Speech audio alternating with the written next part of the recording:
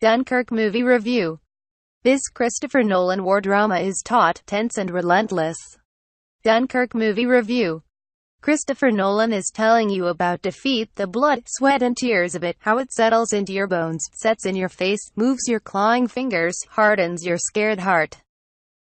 The writer-director, who loves playing with time, again tells the story of that week in a non-linear sequence. Dunkirk movie cast.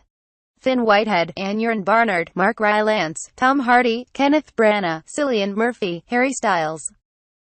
Dunkirk movie director. Christopher Nolan. Dunkirk star rating. 4.5 stars. Dunkirk begins by telling you in 3 short lines what happened in this little-known story about World War II. Soon after the war had started, the British and French troops were trapped in this French sea town as the Germans circled in. The British and French troops waited for deliverance.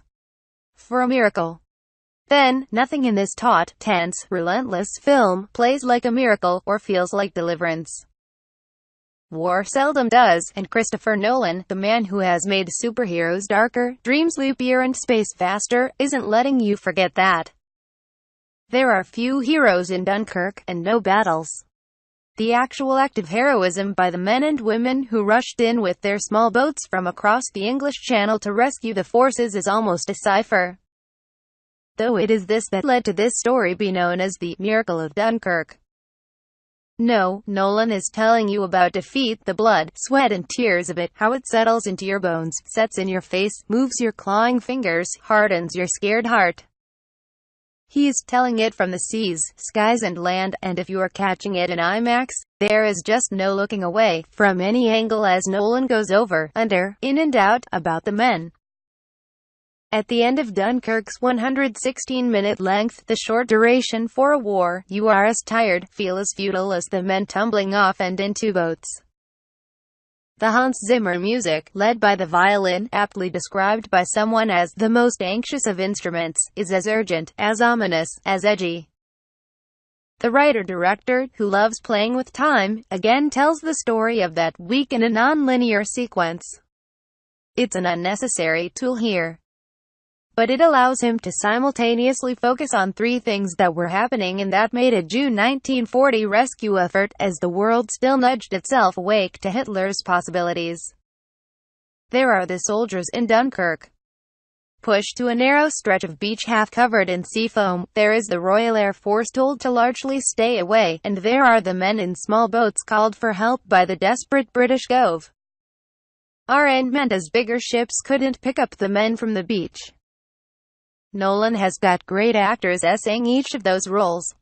On the beach, the chapter dubbed Mole, but for the theater like Kenneth Branagh, the roles of 2 lost, frightened and lonely soldiers are played by the virtually unknown Finn Whitehead and Aneurin Barnard.